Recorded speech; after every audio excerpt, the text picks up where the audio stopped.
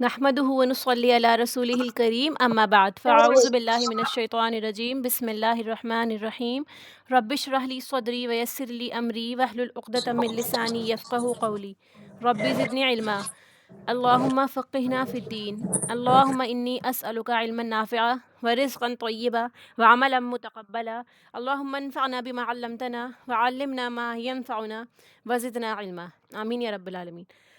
السلام علیکم ورحمۃ اللہ وبرکاتہ۔ آج ہمارا سورہ نساء کا لاسٹ لیسن ہے انشاءاللہ، اور اس کے بعد ہم نے اس پوری سورہ میں کیا سیکھا، امپورٹنٹ پوائنٹرز کیا تھے، اور لرننگ نوٹس ہم لوگوں کو کیا نوٹ کرنے چاہیے انشاءاللہ، ان کے بارے میں بات کریں گے۔ سب سے پہلے جو ہماری ریمیننگ ورسز ہیں ان کو دیکھ لیتے ہیں۔ ایک منٹ، روٹ ورڈز کے ساتھ دیکھتے ہیں آیت نمبر 172 سے۔ لَن یستنکف المسیح، ہرگز نہیں آر محسوس کرتے۔ یستنکفا کیا ہوتا ہے؟ اس کا روٹ ہے نون، کاف اور فا۔ نکفا ینکفو، اس کا معنی ہوتا ہے کسی چیز کا بھر جانا یا اس سے بیزار ہو جانا۔ خودداری یا تکبر کے باعث اعراض برتنا، یعنی آپ کسی چیز سے بیزار ہو جاتے ہیں یا آپ خوددار ہیں، اس لیے اس چیز کو ریکگنائز یا اس کو ایکسیپٹ نہیں کرنا چاہتے، تو اس سے آپ نظر پھیر لیتے ہیں، اعراض برت لیتے ہیں۔ اس طرح استنکفا یستنکفو کا معنی ہوا کہ کسی بات کو حقیر سمجھ کر غرور کے ساتھ اس سے سرتابی کرنا، اس سے منہ پھیر لینا۔ ٹھیک ہے، کیونکہ اس کے آگے دیکھیں یستنکفا کے بعد آگے بتایا جا رہا ہے کہ مسیح علیہ السلام جو تھے وہ آر محسوس نہیں کرتے۔ ٹھیک ہے، یعنی وہ اس چیز کو اپنے لیے ایک طرح سے انسلٹنگ نہیں سمجھتے یا اپنے لیے کمتر چیز نہیں سمجھتے۔ کیا چیز نہیں سمجھتے؟ ان یکون عبدن، کہ وہ ہوں عبد، بندے، للہ اللہ تعالیٰ کے لیے۔ وہ اپنے آپ کو خدا نہیں کہتے، نعوذ باللہ، وہ اپنے آپ کو الہ نہیں جانتے، بلکہ وہ اپنے آپ کو بندہ کہتے ہیں، اور اس چیز میں انہیں کوئی شرم محسوس نہیں ہوتی۔ وَلَلْمَلَائِکَةُ الْمُقَرَّبُونَ، اور نہ فرشتے جو مقرب ہیں، جو اللہ سبحانہ وتعالیٰ کے قریب ہیں۔ وَمَن يَسْتَنْكِفْ عَنْ عِبَادَتِهِ، پھر جو کوئی آر محسوس کرے، شرم محسوس کرے اس کی عبادت سے، یعنی جب اللہ تعالیٰ کی عبادت کا وقت آتا ہے اس وقت میں وہ اس عبادت کو، اس ایکشن کو یا اللہ تعالیٰ کے کمانڈس کو فالو کرنے کو آر نہ سمجھے اپنے لیے، شرم کا سبب نہ سمجھے اپنے لیے۔ ٹھیک ہے، وَيَسْتَكْبِرْ، اور وہ تکبر کرتا ہے، وہ سوچتا ہے سب کے بیچ میں کھڑا ہوا ہوں اور میں ایسے کیسے اللہ کی عبادت کر سکتا ہوں، یا میں نماز ایسے یہاں سب کے بیچ میں کیسے پڑھ لوں۔ تو یہ چیز کیا ہوگی کہ آپ جھکنے سے انکار کر رہے ہیں اپنی انا کے لیے، اپنے آپ کے لیے، تو یہ تکبر کے اندر آ جائے گا۔ تو اللہ تعالیٰ فرماتا ہے وَيَسْتَكْبِرْ، اور تکبر کرے، فَسَيَحْشُرُهُمْ، بس ان قریب وہ اکٹھا کرے گا انہیں۔ کون اکٹھا کرے گا؟ اللہ تعالیٰ اکٹھا کرے گا انہیں، الیہ، اپنی طرف، جمیعا، سب کے سب کو۔ یعنی آیت کے لاسٹ میں یہ بتایا جا رہا ہے کہ آپ تکبر کرتے ہیں تو کریے، سب کو اللہ کے پاس ہی آنا ہے ایک دن اکٹھا ہو کے۔ پھر فرمایا فَأَمَّا الَّذِينَ آمَنُوا وَعَمِلُوا الصَّالِحَاتِ، تو رہے وہ لوگ جو ایمان لائے اور انہوں نے عمل کیے نیک، فَيُوَفِّيهِمْ أُجُورَهُمْ، پس وہ پورا پورا دے گا انہیں۔ وفا یوفی، واو فا یا اس کا روٹ ہے، وفا سے بنا ہے، پورا پورا دے دینا۔ ٹھیک ہے، کوئی بھی پارٹ نہ رہ جائے، یعنی آپ کے اوپر جو ڈیو ہے، جو آپ پرومس کرتے ہیں، اس کو آپ پوری طرح سے فلفل کرتے ہیں اپنی طرف سے، ساری چیز جو بھی آپ کو دینے کی ہے یا آپ کو کوئی وعدہ کیا ہے آپ نے، اسے آپ پورا کرتے ہیں۔ ٹھیک ہے، کچھ بھی کمی نہیں رہتی۔ تو اللہ سبحانہ تعالیٰ فرماتا ہے کہ اللہ تعالیٰ آپ کو، جو نیک عمل کرنے والے لوگ ہیں، ان کو پورا پورا دے گا، ان کے اجر، ان کی سیلریز، جو نیکیاں انہوں نے کی اس کے بدلے ان کو جو اللہ تعالیٰ کے یہاں اس کا عوض ملنا ہے وہ ان کو پورا ملے گا۔ وَيَزِيدُهُم مِّن فَضْلِهِ، اس کے اوپر سے وہ ان کو اپنا فضل بھی دے گا۔ ٹھیک ہے، سیلری کے اوپر سے بونس ملے گا۔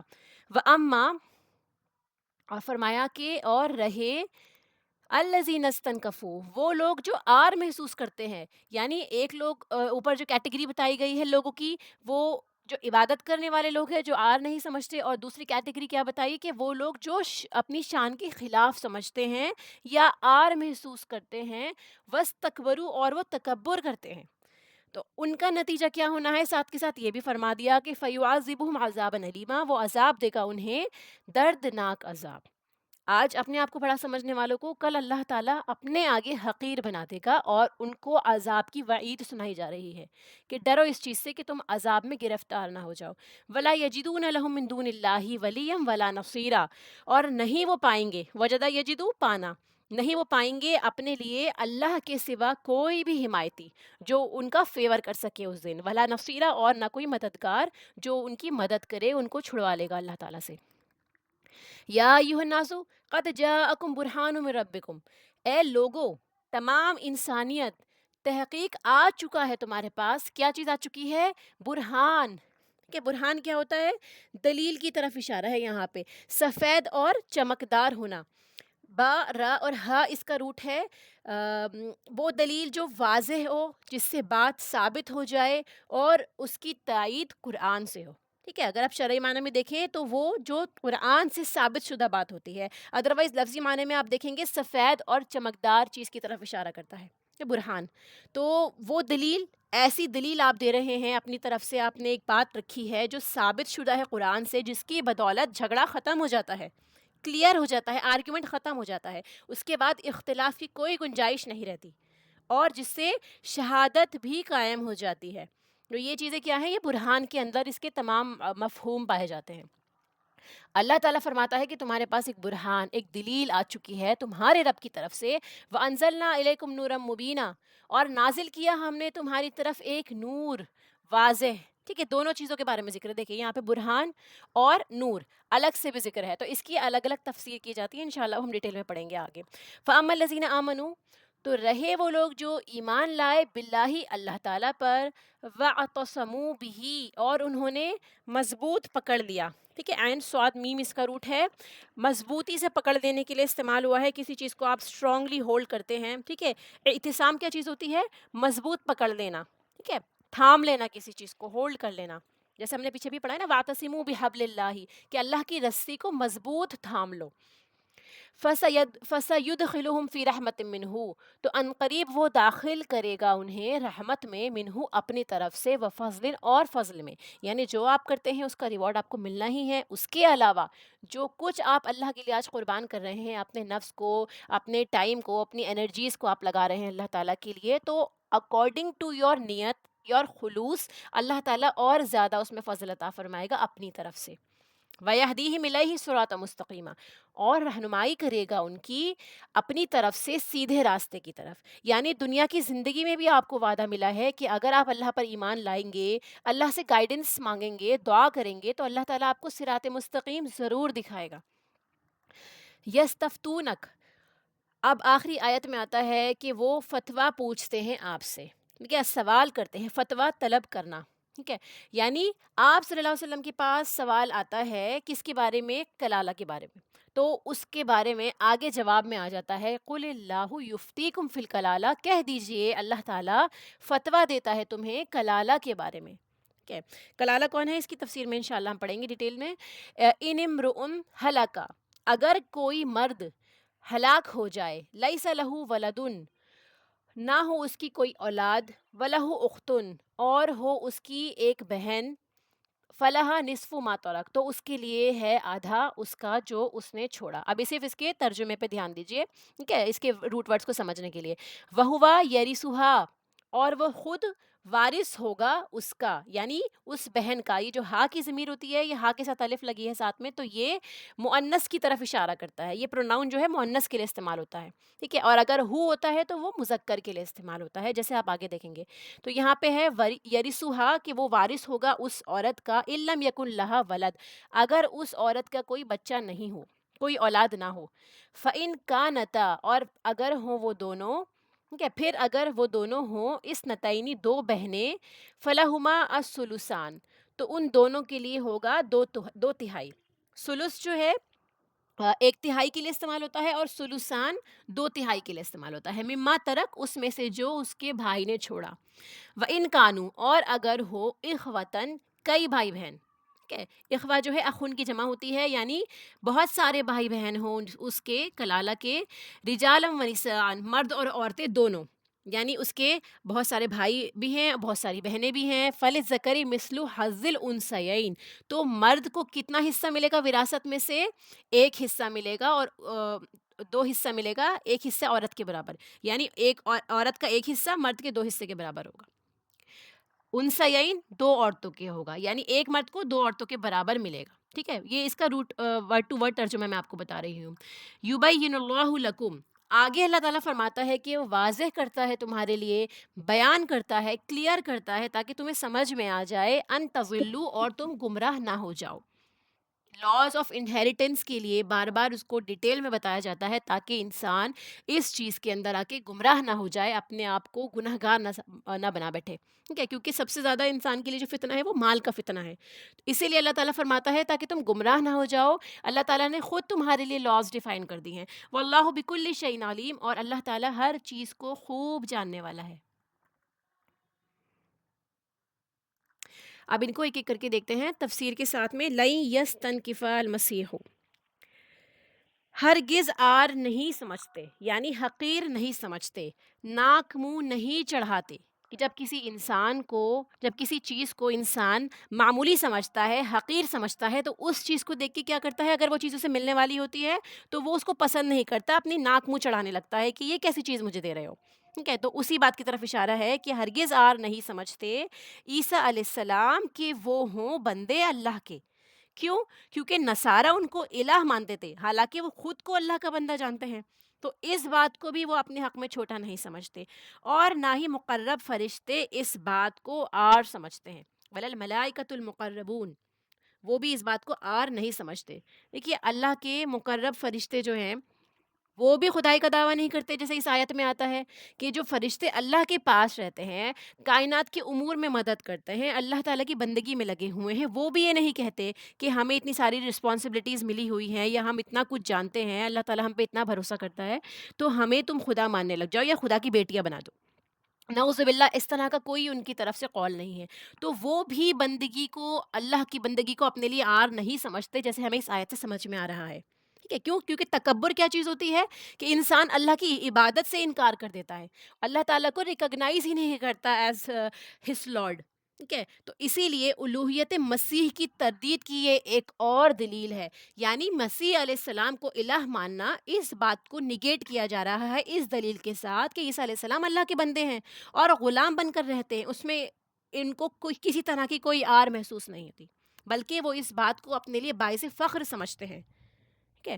تو عیسائی جو ہے اس بات کا اعتراف کرتے ہیں، عیسائی جتنے بھی لوگ ہیں، کرسچنز ہیں، وہ اس بات کو جانتے ہیں، ان کو معلوم ہے کہ عیسیٰ علیہ السلام زیتون کی پہاڑی پر جا کر اللہ کی عبادت کیا کرتے تھے، ٹھیک ہے؟ اگر وہ بیٹے تھے تو عبادت کرنے کی ان کو کیا ضرورت کہ بیٹا اپنے والد کی عبادت کیوں کرے، اور اگر وہ فرشتے تھے تو ایسی مخلوق جن کے نہ باپ ہو نہ ماں ہو، پھر بھی انہوں نے خود کو خدا نہیں کیا، یعنی ان کی نہ کوئی ان کی فرشتوں کی جو ہوتی ہے نہ کوئی ماں ہوتی ہے نہ کوئی باپ ہوتا ہے، اللہ تعالیٰ نے انہیں اپنے نور سے پیدا کیا، انہوں نے بھی اپنے آپ کو خدا نہیں کہا، جبکہ عیسیٰ علیہ السلام تو پھر بھی ماں کے ذریعے اس دنیا میں آئے ہیں، ٹھیک ہے؟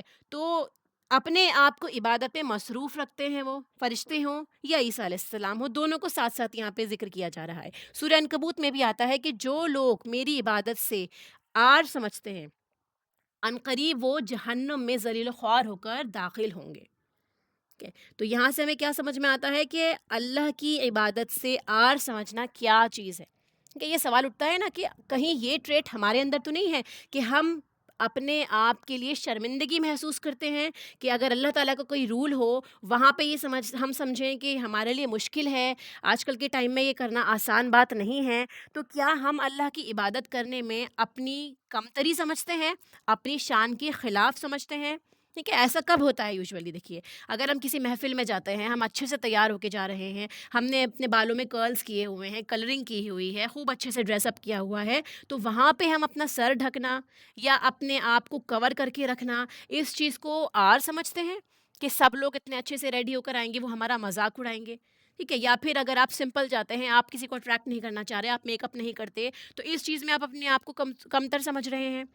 کس چیز کا آپ کو یہ انفیریورٹی کمپلیکس ہے؟ یہ خود سے سوال کریں ہم لوگ، ٹھیک ہے؟ اپنی ڈریس ہے، ہماری جو ڈریس ہے، ہم کہیں پہ باہر نماز پڑھتے ہیں، بائی چانس ہمارے پاس اگر جائے نماز نہیں ہے یا وہ جگہ ہے تو آس پاس میں ہمیں کوئی مسجد مصلی نظر نہیں آتا، تو ہم وہاں نماز پڑھنے کھڑے ہو جاتے ہیں، ٹھیک ہے؟ تو ہماری ڈریس نہ خراب ہو جائے، ہمیں وضو کرنا پڑے گا تو ہمارے پورا میک اپ دھل نہ جائے، تو یہی سوال ہمیں اپنے آپ سے کرنا ہے کہ اللہ کے بندے کسی بھی محفل میں ہوں، وہ اللہ کے سامنے جھکنے سے یا اللہ تعالیٰ کے کمانڈ کو فالو کرنے سے شرم محسوس نہیں کرتے، وہ اللہ کے بندے ہوتے ہیں. اگر اس کے اپوزٹ ہیں ہم، تو ہم اپنے آپ سے خود سوال کر لیں کہ ہم اللہ کے بندے ہیں یا ہم اپنے نفس کے بندے ہیں. کیا ہم کسی محفل میں دین پر چلنے میں انسلٹ سمجھتے ہیں؟ اس آیت سے ہمیں یہ سیکھا. پھر اس کے بعد حدیث مبارکہ میں بھی آتا ہے کہ جو شخص تکبر کرتا رہتا ہے اللہ تعالیٰ اسے متکبرین میں لکھ لیتا ہے، اور قیامت میں انہی میں سے وہ اٹھایا جائے گا اور انہی کا سا عذاب ملے گا. اور یہاں پہ آپ کے سامنے اسکرین پہ بھی حدیث مبارکہ ہے کہ جو شخص اپنے آپ کو دل میں بڑا سمجھے یا اپنی چال میں تکبر اختیار کرے. تکبر کیا ہے؟ دیکھیے یہاں پہ ہم ایسا نہیں سوچیں گے کہ ٹھیک ہے نعوذ باللہ ہم دوسرے سے بہتر ہیں یا ہمارے پاس اتنا کچھ ہے. یہ بھی تکبر ہو جائے گا کہ آپ اللہ کی عبادت میں اللہ تعالیٰ کے کمانڈس کو فالو کرنے میں آپ کو شرم آ رہی ہے کوئی. ٹھیک ہے کہ یہ ہم فالو نہیں کر سکتے. تو فرمایا کہ وہ اللہ تعالیٰ سے اس حالت میں ملاقات کرے گا کہ اللہ تعالیٰ اس پر سخت غصے ہوگا. کیوں؟ کیونکہ بندگی کے لائق صرف اللہ کی ذات تھی، نہ آپ کا میرا نفس، نہ ہمارے وہ لوگ، نہ سوسائٹی جن کی وجہ سے ہم اللہ تعالیٰ کی عبادت سے ڈرتے ہیں. سر عام محفل میں بھی اگر ہم اللہ کی بات کرتے ہیں تو لوگ کہتے ہیں کہ زیادہ ملانی مت بنو، یا تو مدرسے سے آئی ہو، اس طرح کی بات آپ سے سننے کو ملتی ہے، تو آپ نیکسٹ ٹائم اس چیز سے پرہیز کرتے ہیں. یہ چیز کیا ہے؟ انفیریورٹی کمپلیکس ہو گیا. کس بات کا انفیریورٹی کمپلیکس؟ اب دیکھیے ایک اور حدیث مبارکہ آتی ہے کہ ہر سرکش، بخیل اور متکبر وہ جہنمی ہے. ٹھیک ہے، تو جنت میں تو وہ لوگ جا رہے ہیں جو کمزور اور مسکین لوگ ہوں گے، تو وہ جنت اللہ کی رحمت ہے جہاں وہ جائیں گے. تو کمزور لوگ وہی ہوتے ہیں نا جن کو لوگ دبا دیتے ہیں، جن کو طرح طرح کی باتیں کی جاتی ہیں، اور وہ صرف اللہ کی رضا کے لیے یا اپنے آپ کو بچانے کے لیے، گناہ سے، لڑائی جھگڑے سے بچنے کے لیے، کیونکہ ہم نے لاسٹ لیسن میں بھی پڑھا تھا نا کہ جو حق پہ رہتے ہوئے بھی جھگڑا چھوڑ دے تو وہ سینٹر آف جنہ میں اللہ تعالیٰ کی طرف سے، رسول اللہ صلی اللہ علیہ وسلم کی طرف سے ضمانت ہے کہ اللہ تعالیٰ اس کو جنت کے بیچ میں گھر دے گا. تو یوزولی ایسے لوگ کمزور کے کیٹیگری میں چلے جائیں گے، تو وہ زیادہ تر میجورٹی ان کی جنت میں ہوگی، اور جو سرکش اور بخیل لوگ ہیں وہ جہنم میں ہوں گے. ایک اور حدیث مبارکہ ہے کہ دیکھیے سیدنا ابن عمر رضی اللہ عنہ سے روایت ہے، نبی کریم صلی اللہ علیہ وسلم نے فرمایا کہ ایک شخص تکبر کی وجہ سے اپنا تہبند زمین پر گھسیٹتا ہوا جا رہا تھا کہ اسے زمین میں دھسا دیا گیا، اور اب وہ قیامت تک یوں ہی زمین میں دھستا چلا جائے گا. ٹھیک ہے، تو یہ چیز کیا ہے؟ دیکھیے کہ ایک آدمی ہے، وہ اپنا جوڑا پہنا ہوا ہے، خوبصورت لباس ہے اس کا، تو اس وقت اس کے نفس نے اسے خود تسلی میں مشغول کر رکھا ہے کہ دیکھو تم کتنے اچھے لگ رہے ہو. وہ اترا کر چلتا ہے، تو زمین پر بھی وہ اترا کر پیر مارتا ہے، لوگوں کے سامنے بھی وہ اپنے آپ کو بڑا سمجھنے لگتا ہے. تو اس کی یہ سزا دی گئی ہے کہ اسے زمین کے اندر دھسا دیا گیا. کیوں؟ کیونکہ وہ اونچا ہونے کی کوشش کر رہا تھا، تو اس کے برعکس اس کو زمین کے اندر تہوں میں دھسا دیا جائے گا، اور وہ قیامت تک دھستا چلا جا رہا ہے. تو یہ اللہ کے حکم کی نافرمانی شیطانی عمل ہے. اس کی بہت ساری مثالیں ملیں گی آپ کو، جیسے میں نے ایک محفل کی مثال دی آپ کو. اس کے علاوہ بہت فیمس اس کا ایک ایگزامپل بھی دیا جاتا ہے کہ ٹائٹینک کو بھی کہا گیا تھا کہ اسے خدا بھی نہیں ڈبو سکتا، اور 4 گھنٹے کے اندر ہی وہ برف کے پہاڑ سے جا کے ٹکرا گیا، اور کتنے ہی لوگوں کی اس میں موت ہو گئی ہے بڑے بول کی وجہ سے. کہ اللہ تعالیٰ بندوں کو بہت مرتبہ یہ دکھانا بھی چاہتا ہے کہ دیکھو اللہ تعالیٰ کی ذات سب سے بڑی ہے، تم اپنے آپ کو بڑا نہ سمجھو، تم مٹیریلز پہ بھروسہ نہ کرو، تم اللہ کی ذات پہ بھروسہ کرو. تو یہ ایک سائن ہوتا ہے ان لوگوں کے لیے بھی جو اس کو ڈائریکٹلی دیکھتے ہیں، اور ان لوگوں کے لیے بھی جو ان کی باتوں کو یا اس ایکسیڈنٹ کو، اس حادثے کو سنتے ہیں. انڈائریکٹلی بھی ان کے لیے میسج جاتا ہے کہ تم بھی بچ جاؤ، اگلے تم بھی اس کا شکار ہو سکتے ہو. پھر فرعون کی تکبر کی مثال ہم سب جانتے ہیں، اللہ تعالیٰ نے اسے کس طرح کا نمونہ عبرت بنایا ہم سب کے لیے قیامت تک کے لیے. تو اسی لیے ہمیں تکبر سے پناہ مانگنی چاہیے جتنا ہو سکے. پھر ایک سوال آیا دیکھیے کہ فرشتے جو ہیں ان کے ساتھ یہاں عیسیٰ علیہ السلام کا ذکر آیا ہے، تو جنات کا ذکر کیوں نہیں ہے؟ کہ جنات اللہ کی عبادت کو آڑ نہیں سمجھتے. ٹھیک ہے، یہاں سے یہ بھی ایک سوال اٹھتا ہے. تو اس کا جواب یہ دیا جاتا ہے کیونکہ مشرکین عرب فرشتوں کو اللہ کی بیٹیاں قرار دیتے تھے، اور ایسے ہی عیسائی اللہ کا بیٹا مانتے تھے، یا نعوذ باللہ اللہ مانتے تھے ان کو. اسی لیے دونوں کو ایک ساتھ ایک کیٹیگری میں رکھ کے اور نگیٹ کر دیا گیا اس بات کو کہ وہ بندے ہیں. اور مقرب فرشتے کون ہوتے ہیں؟ جو فرشتے سب سے زیادہ اللہ کے قریب ہیں. ٹھیک ہے، جو فرشتے سب سے زیادہ اللہ کے قریب ہیں. اب فرشتوں کی بھی کئی اقسام ہوتی ہیں. دیکھیے فرشتے جو ہیں جیسے ہمارے دائیں بائیں کندھوں پہ بیٹھے ہوئے ہیں، جو ہمارا نام اعمال لکھ رہے ہیں. اس کے علاوہ ہماری جان نکالنے کے لیے فرشتے آتے ہیں، یا پھر ہمیں عذاب کی یا پھر جنت جہنم کی خوشخبری دینے کے لیے آتے ہیں. اسی طرح سے فرشتے جو ہوتے ہیں عرش اٹھانے والے، جو بڑے فرشتے ہیں، تو وہ مقربون میں آتے ہیں، بڑے فرشتے. ٹھیک ہے، جو اللہ تعالیٰ کا عرش اٹھائے ہوئے ہیں، حالانکہ اللہ تعالیٰ کو اس کی کوئی ضرورت نہیں، لیکن یہ ایک طرح سے سمبولک پریکٹیکلی آپ کے سامنے پیش کیا جا رہا ہے اللہ کی مائٹ، کہ اللہ تعالیٰ کتنا عظیم ہے، کہ اس کے عرش کو بھی فرشتے اٹھائے ہوئے ہیں، تو وہ فرشتے کتنے بڑے ہوں گے، کتنے ہیوج ہوں گے۔ تو جو شخص جتنی ہائی پوسٹ پر ہوتا ہے، تو حکومت کا نظام جتنا زیادہ آپ ہائی پوسٹ پر ہیں، تو آپ حکومت کا نظام چلانے والے لوگ ہوتے ہیں، ٹھیک ہے؟ جیسے عام لوگ ہو گئے، تو عام لوگ جو ہیں وہ عوام ہو گئی ہے، اور جو جتنا زیادہ مقرب ہوتا ہے حکومت کا، تو ان کو بڑے بڑے عہدے دیے جاتے ہیں۔ اسی لیے فرشتوں کے بارے میں بھی بتایا کہ فرشتوں کے بھی الگ الگ عہدے ہیں۔ فرشتے کچھ مقرب میں ہیں، کچھ عام فرشتے ہیں، کچھ سب اللہ کی عبادت کرنے والے ہیں، لیکن ان کے اندر بھی کیٹیگری ہے۔ اسی طرح پیغمبروں کے بھی مرتبوں میں فرق ہے، ٹھیک ہے؟ فرشتوں کے مرتبوں میں بھی فرق ہے، پیغمبروں میں بھی، ایسے ہی اللہ کے بندوں میں بھی فرق ہے، کہ جتنا اللہ سے ڈرنے والا ہوگا، عبادت کرنے والا ہوگا، اتنا بندہ اللہ تعالیٰ کے قریب ہوتا چلا جائے گا، چاہے وہ بظاہر لوگوں کو لگے نظر آئے یا نہ آئے۔ کہ لوگوں کی آنکھوں سے ہم نہیں دیکھیں گے، دیکھنے والی ذات اللہ کی ہے کہ کون کتنا اللہ کے قریب ہے۔ پھر آتا ہے آگے کہ اور جو کوئی بیزار ہوگا اللہ کی عبادت سے اور تکبر کرے گا، پس ان قریب وہ اکٹھا کرے گا ان سب کو اپنی طرف، سب کے سب کو، کسی کو بھی نہیں چھوڑا جائے گا، نہ ان فرشتوں کو چھوڑا جائے گا، نہ ان مشرکین کو چھوڑا جائے گا، ٹھیک ہے؟ اور نہ ہی عیسیٰ علیہ السلام کو چھوڑا جائے گا۔ قیامت کے دن سب جمع ہوں گے، اولین سے آخرین، زمین پھیلا دی جائے گی، پہاڑ، درخت، اونچی اونچی چیزیں ہٹا کر سب پلین میدان بنا دیا جائے گا، سب کو ایک ہی وقت میں اللہ تعالیٰ لا کے جمع کر دے گا۔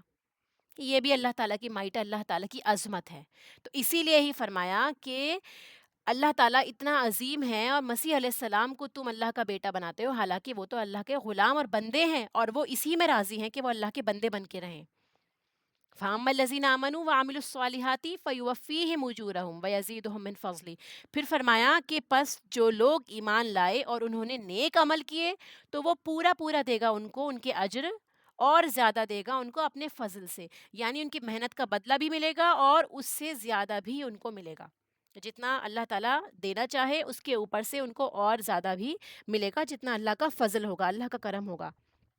تو تکبر سے خالی وہ لوگ ہوتے ہیں جو ایمان کے بعد نیکی میں آگے بڑھتے ہیں، ٹھیک ہے؟ یعنی آپ صرف یہ نہیں کہتے کہ ہم اللہ پر ایمان لائے، بلکہ اس کے بعد آپ کے عمل میں دکھنا شروع ہو جاتا ہے، آپ نیکیوں میں دوڑ لگانے لگتے ہیں۔ اگر نیکی میں مشکل آتی ہے تو اس بات کی پرواہ نہیں کرتے، لوگ کیا کہہ رہے ہیں، پرواہ نہیں کرتے، کیونکہ نیکی کا راستہ بسا اوقات نفس پر بہت بھاری ہوتا ہے، آپ کے اوپر بھی، آپ کے اوپر پریشر بھی رہتا ہے، فیملی کا پریشر ہو گیا، سوسائٹی کا پریشر ہو گیا، ٹھیک ہے؟ اور آپ کو پتہ ہی ہے جنت جانے کا راستہ کتنا سخت ہے، کانٹوں سے بھرا ہوا ہے، اتنی آسانی سے تو جنت ملنے سے رہی۔ دنیا میں بھی کوئی بڑی چیز ہمیں ملنی ہوتی ہے، یا کوئی عہدہ چاہیے ہوتا ہے، یا اچھی جاب چاہیے ہوتی ہے، بڑا گھر چاہیے ہوتا ہے، تو دن رات اس کے لیے محنت کی جاتی ہے، پسینہ بہایا جاتا ہے، نیندیں اڑائی جاتی ہیں۔ تو جنت آپ کو کس امید پہ مل جائے گی؟ صرف خیالوں میں کہ اللہ تعالیٰ تو رحیم ہے اور آپ کو جنت میں بھیج دے گا اور مجھے جنت میں بھیج دے گا؟ ہم محنت نہیں کرنا چاہتے، سختی برداشت نہیں کرنا چاہتے، تکلیف نہیں اٹھانا چاہتے، نیکیاں نہیں کرنا چاہتے، لیکن ہمیں اللہ تعالیٰ سے سارا ریوارڈ چاہیے، ٹھیک ہے؟ تو اسی لیے فرمایا کہ اگر آپ آج اس دنیا میں محنت کرتے ہیں، سختی برداشت کرتے ہیں، تو وہ مشقت ختم ہو جائے گی، لیکن آپ کی نیکی باقی رہے گی، اور قیامت کے دن ہمیں وہی کام آنے والی ہے، ٹھیک ہے؟ تو یہاں سے ہمیں کیا سبق ملتا ہے؟ سب سے امپورٹنٹ کہ اگر نفس کی لذت کی وجہ سے ہم غلط کام کر رہے ہیں، کہ چلو وقت ہے، موقع ہے، آج ہم یہ غلط کام کر لیتے ہیں، کل اللہ سے توبہ کر لیں گے، یا کسی نے مجھے نہیں دیکھا، اس کی وجہ سے ہم غلط کام کر لیتے ہیں، تو یہ یاد رکھیں کہ وہ لذت ختم ہو جائے گی، وہ وقتی لذت ہوگی، وہ لذت ختم ہو جائے گی، لیکن گناہ ہمیشہ کے لیے رہ جائے گا۔ وہ مزہ آپ کا وقتی ہوگا، لیکن گناہ لکھ لیا گیا ہے۔ ایسے ہی جیسے نیکی ہے، مشکل ہوگی اس ٹائم پہ آپ کو روکنا، آپ نیکی پہ جمانا، لیکن وہ مشکل ختم ہو جائے گی، آپ کی نیکی باقی رہے گی۔ اب ہمارے اوپر ہے ہم کس چیز میں اپنے آپ کو جما کے رکھتے ہیں، نفس کے اگینسٹ جاتے ہیں یا پھر نفس کے ہاتھوں بہہ جاتے ہیں، کہ جیسے آپ کی فیوریٹ چیز ہے، فیوریٹ چیز اب آپ کھاتے ہیں تو اس کا مزہ صرف زبان پر رہتا ہے، ٹھیک ہے؟ اس مثال کے ساتھ سمجھیے کہ کوئی بھی چیز ہے تو ہم سب جانتے ہیں ہمارے ٹیسٹ بڈ جو ہوتے ہیں وہ صرف ٹنگ پر ہوتے ہیں، ہماری زبان لذت محسوس کرتی ہے، جو ہمارے اندر کی فوڈ پائپ ہو گئی ہے، ہماری کھانے کی نالی ہو گئی ہے، ہمارا میدا ہو گیا، وہ کسی بھی طرح کا ٹیسٹ برداشت نہیں کرتا، یعنی اس کو محسوس نہیں ہوتا، یہ سمجھ لیجیے کہ وہ زبان پر آ کر وہیں ختم ہو جاتا ہے، پیٹ میں محسوس نہیں ہوتا اس کا مزہ۔ تو ایسے ہی جو حرام مال ہوتا ہے، حرام چیزیں ہوتی ہیں، ان کی لذت چند لمحوں کی ہوتی ہے، اس کے بعد اگر وہ حرام مال آپ نے کھایا تو وہ آپ کا گوشت بنے گا، آپ کا خون بنے گا، آپ کی باڈی میں اس کے اثرات نظر آنے لگیں گے، اور آپ کی روح پہ مسلسل بوجھ آ جائے گا، اور آخرت میں بھی اس کا نقصان ہوگا، اور اس کا 2 منٹ میں آپ کا جو زبان کا لذت تھی اس کی وہ ختم ہو گئی، اس کے بعد آپ کی باڈی اور آپ کی روح اس کی سزا بھگتے گی، ٹھیک ہے؟ تو اسی لیے دنیا میں دوستوں کی خاطر یا لوگوں میں شہرت کی خاطر ہم یہ سب غلط کام کرتے ہیں، قیامت کے دن یہ سب لوگ ہمارا ساتھ چھوڑ جائیں گے، اللہ تعالیٰ کے سوا اس دن کوئی بھی دوست نہیں ہوگا ہمارا۔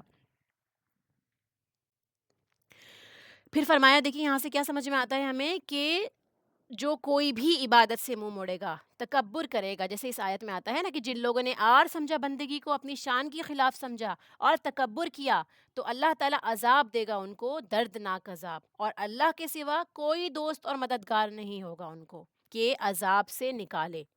اللہ کا عذاب جو ہے وہ چلتا رہے گا ان کے اوپر، کوئی بھی آ کے انٹروین نہیں کر پائے گا۔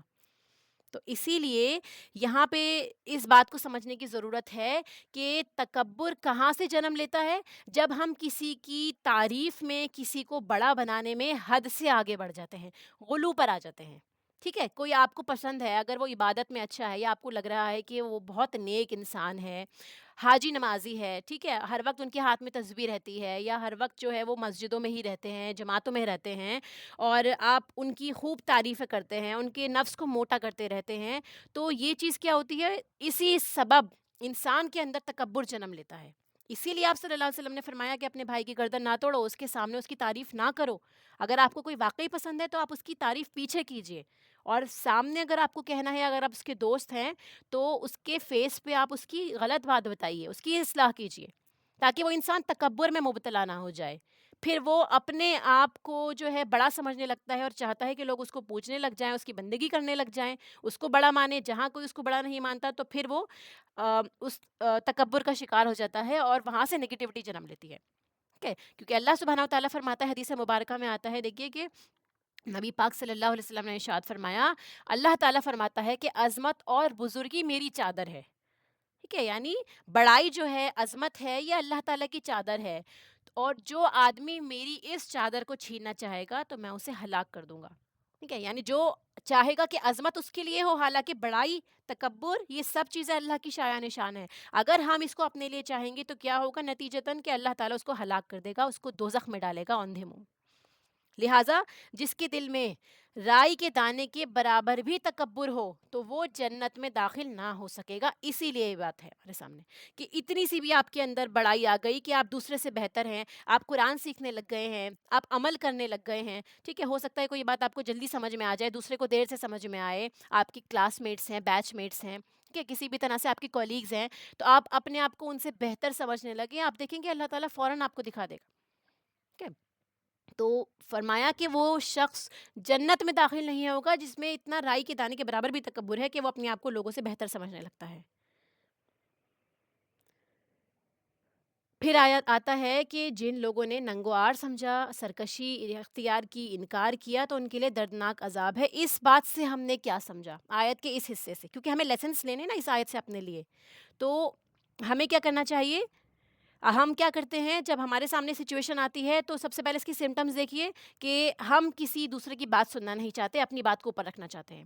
اگر ہمیں کوئی بات پتہ ہوتی ہے تو نہیں پتہ ہوتی تو ہمیں لگتا ہے کہ ہم ٹھیک ہیں، ہم کریکٹ ہیں، ٹھیک ہے؟ تو اسی لیے انسانوں کے ساتھ سب سے پہلے اپنے تعلقات کا جائزہ لیجئے کہ تکبر کو ریاکشن سے دیکھیے کہ جب آپ سے کوئی بات کہی جاتی ہے تو آپ اس سے کیسے ریئیکٹ کرتے ہیں، ٹھیک ہے؟ آپ اس بات کو ایکسیپٹ کر لیتے ہیں، یا پھر آپ کہتے ہیں کہ نہیں تمہیں بڑا پتہ ہے، مجھ سے زیادہ تمہیں آ گیا ہے، ٹھیک ہے؟ یا پھر آپ ہمبل ہو جاتے ہیں، آپ اس سے سیکھنے کی کوشش کرتے ہیں، یا اس کو کہتے ہیں کہ تم چپ رہو۔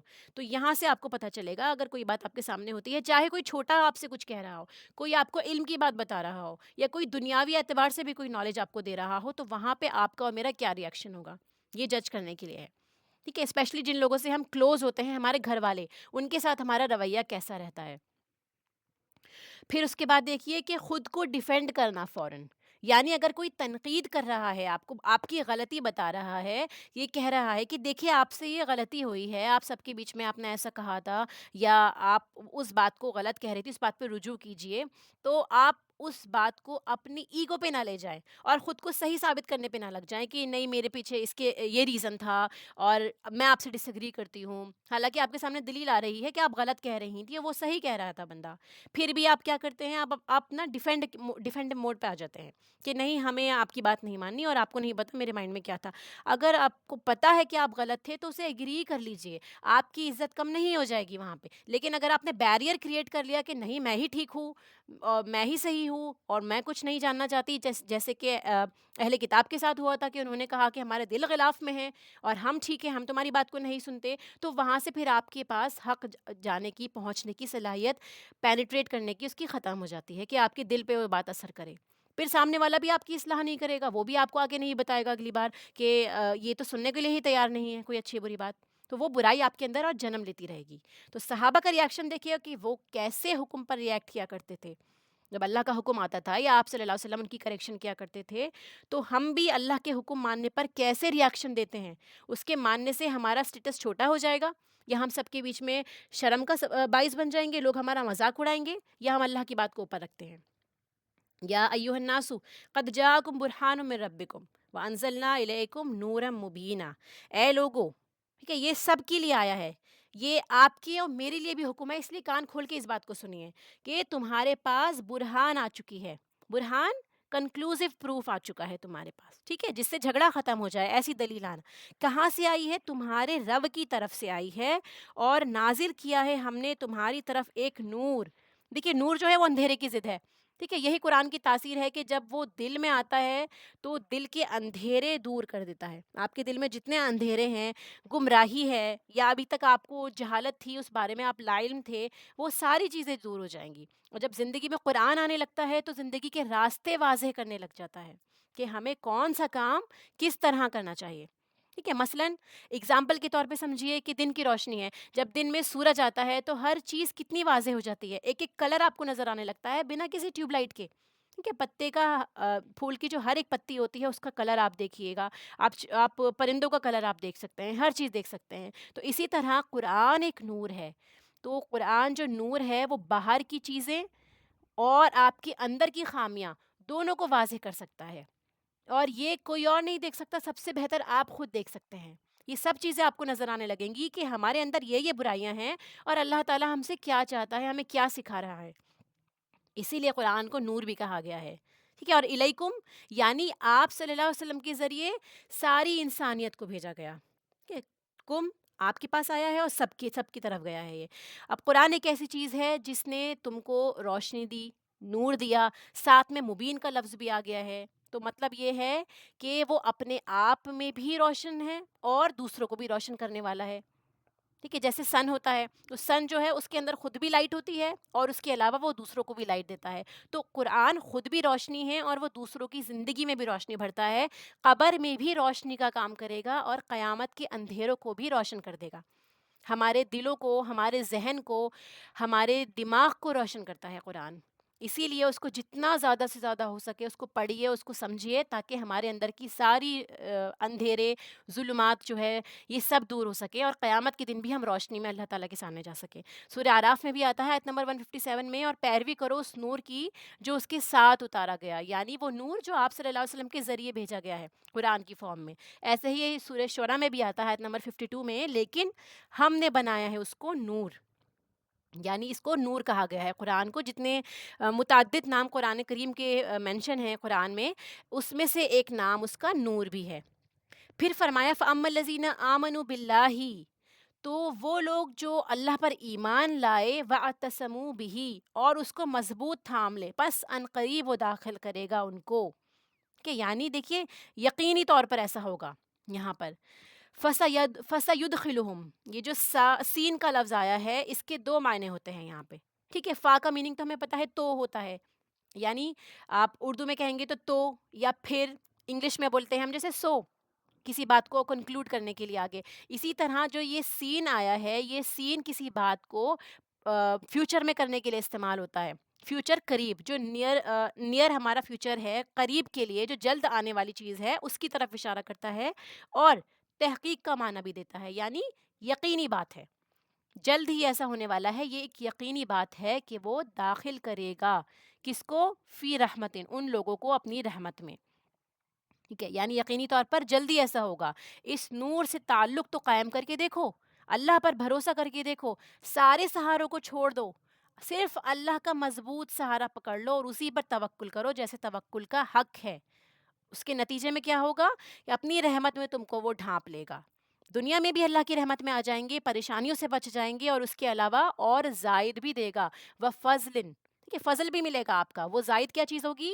آخرت میں بھی اللہ تعالیٰ کی رحمت آپ کو اور مجھے حاصل ہوگی، ٹھیک ہے، اس کے بدلے سے کہیں زیادہ جو ہمیں ملنا ہوتا ہے اس سے زیادہ اللہ تعالیٰ عطا فرمائے گا۔ مثلا اچھی سے اچھی جاب سے بھی ساری زندگی ہم جمع کر لیں گے، تب بھی ہمیں ہم اس کے بعد بھی اپنی پسندیدہ چیزیں یا ایک بڑی سے بڑی چیز کو نہیں خرید سکتے، ایک کانٹیننٹ بھی نہیں خرید سکتے۔ اور کہاں یہ بتایا جا رہا ہے کہ اللہ تعالیٰ آپ کو جنت دے گا تھوڑا کرنے پر بھی، جس کی وسعت، اس کی کثرت، اس کی کوالٹی جو ہے وہ دنیا سے کہیں زیادہ ہوگی، اس کی کوئی مثال نہیں ہے دنیا میں، اتنی نعمتیں آپ کو ملنی ہے جنت میں۔ تو جس کو اللہ پر بھروسہ ہو، اس کا بڑے سے بڑا نقصان بھی ہو جائے تو وہ یہ کہتا ہے کہ جب اللہ تعالیٰ موجود ہے تو ہمیں کس بات کا غم، سب کچھ چلا بھی جائے تب بھی، ساری دنیا بھی آپ کو اکیلا چھوڑ جائے، اگر اللہ تعالیٰ آپ کے ساتھ میں ہے، اگر آپ نے اس کو مضبوطی سے تھام رکھا ہے تو بھی آپ اطمینان سے رہیں گے۔ تو اللہ پر ایمان لانا اور اللہ کو مضبوط پکڑ لینا، ٹھیک ہے، یہ ہی چیز سب سے زیادہ امپورٹنٹ ہے۔ تو شعوری نماز کے ساتھ ہمارے سارے غم جو ہیں وہ کم ہو جاتے ہیں۔ جب ہم سورہ فاتحہ پڑھنے لگتے ہیں، ہم اللہ تعالیٰ کو امیجن کرتے ہیں کہ ہم اللہ تعالیٰ سے ہم کلام ہو رہے ہیں، بات کر رہے ہیں، اور اللہ تعالیٰ ہمیں جواب بھی دے رہا ہے۔ سورہ فاتحہ کی تفسیر میں ہم نے کافی ڈیٹیل میں یہ پڑھا تھا کہ ایک آیت آپ پڑھتے ہیں اور اس کا جواب سامنے سے اللہ کے پاس سے آتا ہے۔ تو آپ یہ دیکھیے کہ کس طرح ایسا ہو سکتا ہے کہ وہ رحمان اور رحیم ہے، جو آپ کو اور آپ پر رحم کر رہا ہے، آپ اس سے دعا کر رہے ہیں تو وہ آپ کو عطا نہ کرے۔ پھر جب ہم آتے ہیں نا اہدنا الصراط المستقیم، کہ جب ہم پڑھتے ہیں اللہ تعالیٰ میں سیدھا راستہ دکھا، تو ہو ہی نہیں سکتا کہ وہ ہمیں گمراہی پر کی طرف آمادہ کر دے یا وہ ہمیں غلط راستے پر چھوڑ دے۔ سارے مل کر بھی نقصان کرنا چاہیں گے، اگر اللہ تعالیٰ میں صراط مستقیم پہ رکھنا چاہتا ہے تو ہمیں کوئی نقصان نہیں دے سکتا، ٹھیک ہے۔ تو اللہ تعالیٰ نے فرمایا کہ وَيَهْدِيهِمْ إِلَيْهِ صِرَاطًا مُسْتَقِيمًا، ان کو ہدایت دے گا، ان کو راستہ دکھائے گا اپنی طرف سے صراط مستقیم کی۔ صراط جو ہوتا ہے وہ کھلا ہوا راستہ ہوتا ہے، کہ کھلا ہوا آسان راستہ جس میں وسعت ہوتی ہے، جس پر چل کر آپ آسانی سے منزل تک پہنچ جاتے ہیں، کیونکہ خالی راستہ جو ہوتا ہے وہ آ، دشوار گزار بھی ہوتا ہے، ٹھیک ہے، یعنی آپ کو نہیں پتا آگے کیا آ جائے، نیکسٹ ٹرن پہ کیا چیز آ جائے، کہ تو اسی لیے جب آپ اللہ کی طرف چلنا چاہتے ہیں اور اسی سے گائیڈنس مانگتے ہیں، کیونکہ وہ راستہ اللہ تک جا رہا ہے تو اللہ تعالیٰ سے بہتر کوئی نہیں جانتا، تو ایسے راستے کو اللہ تعالیٰ آپ کے لیے واضح کر دیتا ہے جب آپ اس راستے پہ چلنے کی کوشش کرتے ہیں، مستقیم، اسٹریٹ، ٹھیک ہے، اس کے نشان بالکل واضح ہوں گے، یعنی آپ کو پتا ہوگا کہ مجھے اسی طرح آگے بڑھنا ہے، اور اس راستے پہ چلنے کے لیے ہمیں قرآن کریم اور حدیث مبارکہ کا علم ہونا بہت ضروری ہے، اور اس پہ عمل کرنے کی کوشش کرنی ہے، وہی سیدھا راستہ ہے جو ہمیں اللہ تعالیٰ تک لے جائے گا۔ آخری آیت ہے ہماری، یستفتونک، کہ وہ آپ سے فتویٰ مانگتے ہیں، یعنی صحابہ آپ صلی اللہ علیہ وسلم سے فتویٰ مانگ رہے تھے، فتویٰ شرعی حکم، ایک لیگل رولنگ، ٹھیک ہے، تو اللہ تعالیٰ نے اس کے جواب میں کیا فرمایا، جیسے ہم سورہ نساء کی سٹارٹنگ میں آیت نمبر 12 میں بھی دیکھ چکے ہیں ڈیویژن کے بارے میں، اور اس میں ہم جو فادرز ہوتے ہیں، فادر اور مدرز ہوتی ہیں الگ الگ میں، ان کے بچے جتنے رہتے ہیں اس کے حساب سے ان کی کتنی ڈیویژنز ہوتی ہیں، کافی ڈیٹیل میں پڑھ چکے ہیں، ٹھیک ہے، تو تھوڑا سا یہاں پہ صرف نظر کے لیے تاکہ ہمیں ریویژن بھی ہو جائے ایک، تو کلالہ کے بارے میں یہ آیت آتی ہے، اور علم میراث کی، یعنی جو انہیریٹنس کا جو علم ہے اس کی امپورٹنس کے بارے میں یہ دیکھیے ہے کہ آپ سٹارٹنگ میں بھی اللہ تعالیٰ ذکر کر رہا ہے اور آخر کی آیات میں پھر سے اس کا ذکر آ رہا ہے، یعنی کتنی اہم بات ہے یہ، انہیریٹنس کو آپ اگر ٹھیک سے نہیں ادا کرتے ہیں تو آپ کے اوپر کتنا بڑا وبال آ سکتا ہے، کہ آیت 12 میں بھی گزر چکا ہے اور پھر سے اللہ تعالیٰ اسی پہ اینڈ کر رہا ہے اس کا۔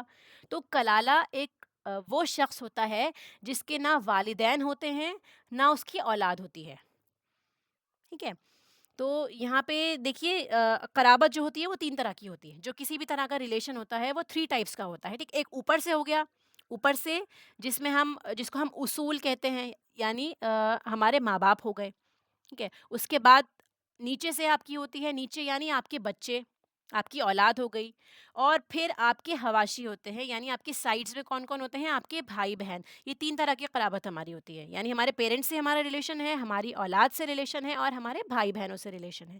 تو کلالہ وہ شخص ہوتا ہے جس کے اوپر اور نیچے یہ دونوں موجود نہ ہو، یعنی پیرنٹس اور بچے، صرف اس کے حواشی، اس کے سائڈس میں اس کے بھائی بہن موجود ہوتے ہیں. ٹھیک ہے. حقیقی بھائی بہن بھی ہو سکتے ہیں، اور سوتیلے بھائی بہن بھی ہو سکتے ہیں. اگر اس انسان کے حقیقی بھائی بہن موجود نہیں بھی ہیں، تو بھی اگر اس کے سوتیلے بھائی بہن ہیں، رضائی بھائی بہن ہیں، ان کے اندر بھی ڈویژن اسی طرح سے ہوگا جس طرح سے حقیقی بھائی بہن کے اندر ہوگا. کہ اگر حقیقی بھائی بہن ہیں تو پھر سوتیلوں کو نہیں ملے گا. ٹھیک ہے. تو یہاں پہ جو رولنگ بتائی گئی ہے کہ آپ کہہ دیجئے اللہ تعالیٰ خود تمہیں کلالہ کے بارے میں فتویٰ دیتا ہے کہ اگر کوئی شخص مر جائے جس کی اولاد نہ ہو اور ایک بہن ہو. ٹھیک ہے. تو پہلی کنڈیشن کیا آتی ہے کہ ایک شخص ہے اور وہ مر جاتا ہے جس کی نہ کوئی اولاد تھی اور نہ ہی اس کے کوئی والدین تھے. اس کی وراثت کہاں جائے گی؟ وہ اکیلا واحد شخص ہے. ٹھیک ہے. تو پہلی کنڈیشن آ گئی کہ اگر اس کی ایک بہن ہے اس شخص کی، تو جو کچھ اس نے مال چھوڑا ہوا ہے اس میں سے آدھا مال اس کی بہن کو جائے گا. آدھا مال، صرف آدھا. ٹھیک ہے. چاہے وہ اکلوتی بہن ہے اس کی وارث، تب بھی آدھا مال اس کی بہن کو جائے گا، اور باقی پارٹ جو ہے وہ اسبا کو چلا جاتا ہے، یعنی جو اس کے میل لیگل جو ہائرس ہو جائیں گے، یعنی چاچا وغیرہ جتنے لوگ آ جاتے ہیں، وہ آدھا مال بہن کو جائے گا. ٹھیک ہے. اب بہن جو ہوگی وہ سگی ہو، باپ کی طرف سے ہو یا ماں کی طرف سے ہو، سوتیلی ہو، جتنا ہم نے اس کے بارے میں ڈیٹیل میں پڑھا تھا. ٹھیک ہے. سگی بھائی بہن ہو یا سوتیلے بھائی بہن ہو، باپ کی طرف سے یا ماں کی طرف سے، دونوں اس کے اندر آئیں گے کہ ان کو آپ آدھا دیں گے. اگر بہن ہے تو آدھا حصہ ملے گا جو میت چھوڑ گئی. پھر آگے آتا ہے کہ اگر وہ بھائی اس بہن کا وارث ہوگا، اگر بہن مر جاتی ہے، ٹھیک ہے، یعنی اگر بہن بھی فوت ہو گئی ہے اور صرف اس کا اکلوتا بھائی ہے، تو اگر اس بھائی کو، یعنی بہن جو تھی اس کے ماں باپ نہیں ہیں اور اس کی اولاد اگر نہیں ہے، تو وہ اس کے بھائی کو مل جائے گی پوری جائیداد. اور اگر اس کی اولاد ہے تو پھر اولاد میں تقسیم ہوگی. ٹھیک ہے. جیسے آپ لاسٹ میں دیکھ رہے ہیں نا، اس کی اولاد نہیں ہے تو پھر اس کے بھائی کو اس کا وارث سمجھا جائے گا. یہ ایک کنڈیشن ہو گئی جس میں ایک مرد ہے یا ایک عورت ہے. بہت سمپل تھا. ٹھیک ہے. اب سیکنڈ کنڈیشن جو آتی ہے اس میں یہ ہے کہ اگر بہنیں دو ہیں، کلالہ کی بہنیں دو ہیں یا دو سے زیادہ ہیں، کہ یعنی ایک آدمی ہے، اس کی دو بہنیں ہیں یا اس کی تین بہنیں ہیں، یا دو سے جتنی بھی زیادہ ہے، تین ہے، چار ہے، پانچ ہے، دو یا دو سے زیادہ ہے، تو کیا ہوگا؟ اس کے مال کا 2/3 حصہ لے کے ان ساری بہنوں میں ڈیوائڈ کر دیا جائے گا جو کچھ بھائی چھوڑ کے گیا ہے. ٹھیک ہے. 2/3 میں سے ان ساری بہنوں کو دے دیا جائے گا ایکولی، اگر وہ ہوں وارث بھائی بہن کئی. ٹھیک ہے. دو یا دو سے زیادہ، 2/3 مل گیا. اگر اگر کئی شخص اس ناطے کے ہوں کہ مرد بھی ہوں اور عورتیں بھی ہوں، یعنی بہنوں کے علاوہ بھائی بھی ہیں. ٹھیک ہے. پہلے ہم نے پڑھا کہ اگر ایک آدمی جو مرتا ہے اس کی دو بہنیں ہیں یا دو سے زیادہ ہیں تو 2/3 میں وہ ساری بہنوں کو دے دیا جائے گا. لیکن اگر اس کے بھائی بھی تھا، ایک بھائی تھا یا دو بھائی تھا، اور اس کے علاوہ بہنیں بھی تھیں اس کی، ٹھیک ہے، تو اس سچویشن میں کیا ہوگا؟ مرد کو دو حصے ملیں گے عورتوں کے، یعنی جو بھائی ہوں گے اس مرنے والے کے جتنے بھائی ہوں گے ان کو بہنوں کے مقابلے میں دو دو حصہ ملے گا. جیسے ہم نے پیچھے پڑھا تھا کہ مرد کو دو حصے ملیں گے اور عورت کو ایک حصہ ملتا ہے. ٹھیک ہے. تو یہاں پہ بھی بتایا کہ اگر ملے جلے ہوں، بہت سارے بھائی بہن ہوں، اخوہ ہوں، تو مرد کے لیے دو عورتوں کے برابر ہوگا.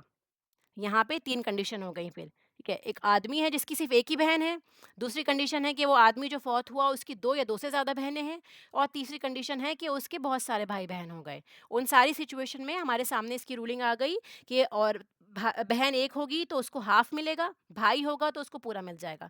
دو یا دو سے زیادہ بہنیں ہوں گی تو ان کو 2/3 حصے میں سے سب بہنوں کو برابر دیا جائے گا. اور اگر بھائی بہن ہیں تو اس ساری پراپرٹی کو اس طرح ڈیوائڈ کیا جائے گا کہ مرد کو دو حصہ اور عورت کو ایک حصہ ملے گا. پھر اللہ تعالیٰ فرماتا ہے لاسٹ میں کہ اللہ تعالیٰ بیان کر رہا ہے تاکہ تم بھٹک نہ جاؤ. تمہارے لیے بیان فرما رہا ہے کہ ایسا نہ ہو کہ تم بہک جاؤ، کہ تم غلط فیصلے لینے لگ جاؤ، کیونکہ اللہ تعالیٰ ہر چیز سے واقف ہے. ٹھیک ہے. میراث کا مسئلہ یہ کوئی معمولی مسئلہ نہیں ہے، اسی لیے طریقے بتائے جا رہے ہیں کہ تم گمراہ نہ ہو جاؤ.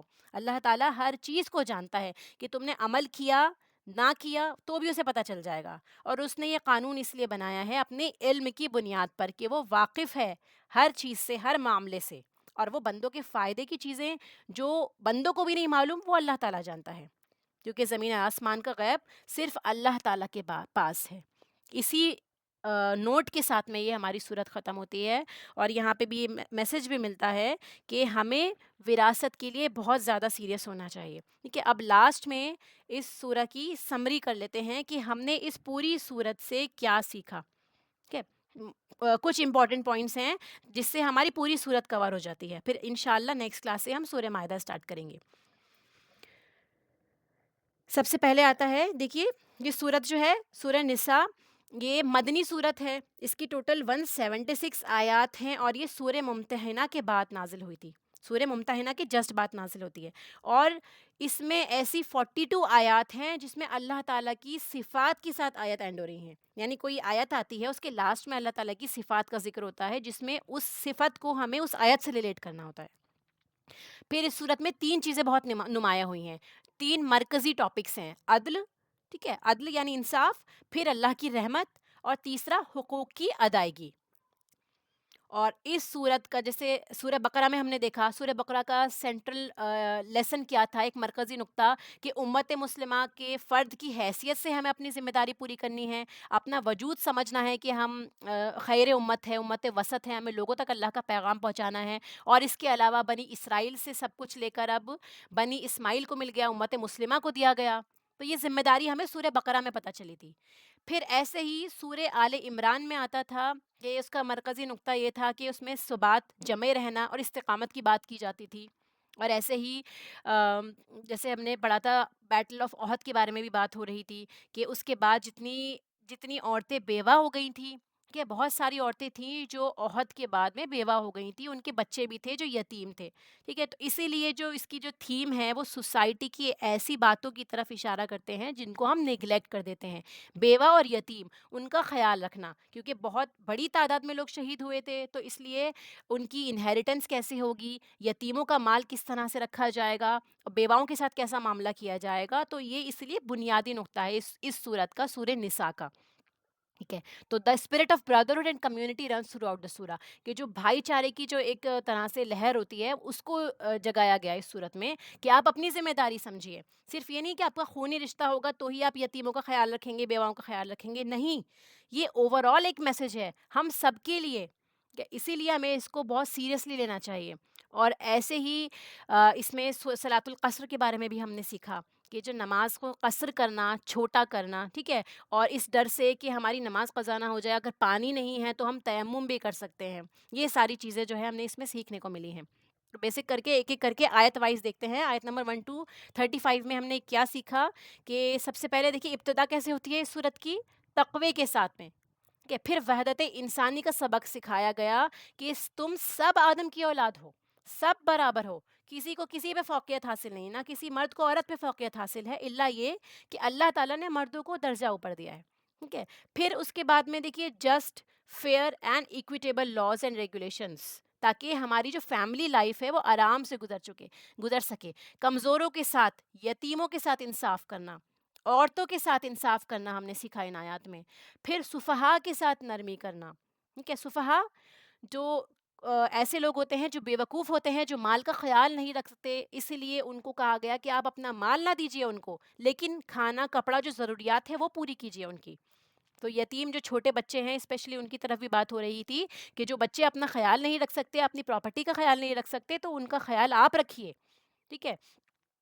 اس کے بعد میں غلاموں کے بارے میں، خادموں کے بارے میں، وارثین کے بارے میں، خواتین کے بارے میں، اور والدین، اور اس کے علاوہ مسافر، مساکین، ان سب کے بارے میں بھی بتایا گیا اللہ تعالیٰ نے کہ ان کے ساتھ اچھا سلوک کیا جائے گا، ٹھیک ہے، بہترین سلوک کیا جائے گا۔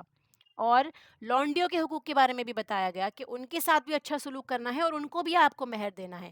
پھر اس کے بعد نیکسٹ ورسز میں 36 سے 43 میں بتایا گیا، آپ کی مورل پریپریشن کی گئی کہ آپ کو اچھا رہنا ہے، سیلفشنس سے دور رہنا ہے، جتنا آپ خود غرضی سے دور رہیں گے، بخیلی سے دور رہیں گے، اتنا لوگوں کے حقوق کا خیال رکھ سکیں گے۔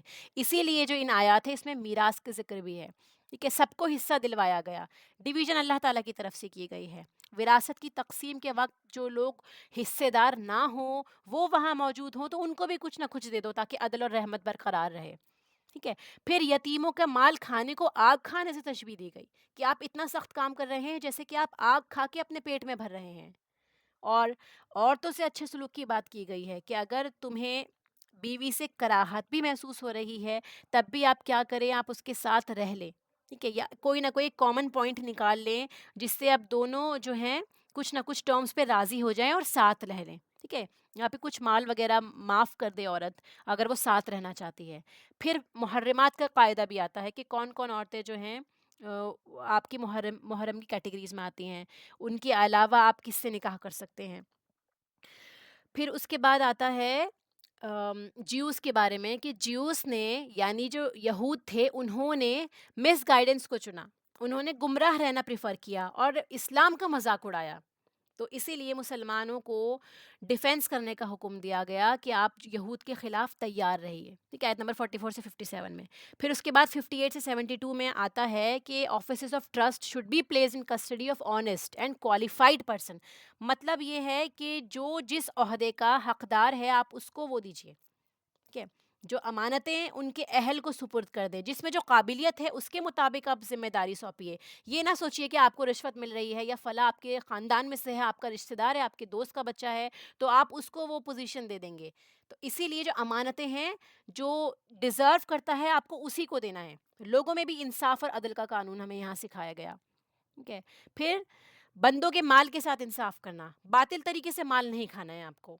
پھر مردوں کی ذمہ داری بتائی گئی کہ آپ کی ذمہ داری ہے کہ آپ قوام بنیں گے, بیلنس کریں گے, اور عورتوں کی ذمہ داری بتائی گئی کہ آپ حفاظت کرنے والی ہیں, مردوں کے مال کی بھی آپ اور اپنی عصمت کی بھی حفاظت کرنے والی ہیں. پھر ہمارے نفس کا بھی ہم پر حق ہے کہ ہم خود کو جہنم سے بچائیں, اسی لیے دنیا میں زیادہ سے زیادہ محنت کرنے کو کہا گیا ہے.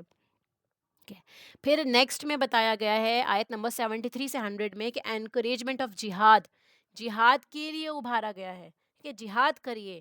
ٹھیک ہے, اور اس کے ساتھ میں آپ کو دیت کے قانون بتائے گئے ہیں اور قتل کے بارے میں بھی بتایا گیا, اگر آپ کریں گے کس طرح سے اسے ریکمپینس کریں گے. پھر جہاد میں آپ کیا کریں گے, بوڑھے بچے کمزور ان کو مارنے کی ممانعت کی گئی ہے.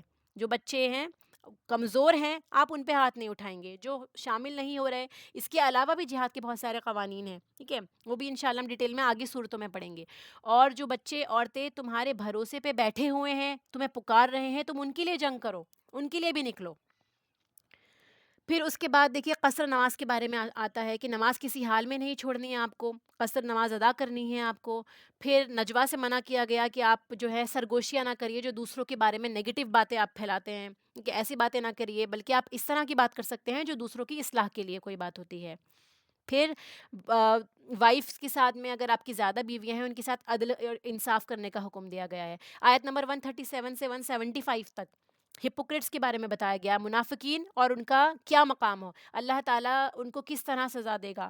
ٹھیک ہے, اور پھر جو یہودیوں نے اپنا وہ توڑا تھا مسلمانوں کے ساتھ معاہدہ, اس کے بعد کیا رہتا ہے, اللہ تعالیٰ نے ان کو کس طرح سے اس چیز کے لیے ریبیوک کیا, ان کو کس طرح سے ڈانٹ پڑی ہے. کیوں؟ کیونکہ ان کے کتنے گناہ تھے, جیسے ہم نے پڑھا نا کہ انہوں نے وعدہ بھی توڑا, اس کے علاوہ وہ پروفٹس کو بھی قتل کرتے رہے, اس کے علاوہ مریم علیہ السلام پہ بھی وہ تہمت لگاتے تھے ان کو, اور ان کے بچے کو جو تھے ولد الزنا کہتے تھے, نعوذ باللہ.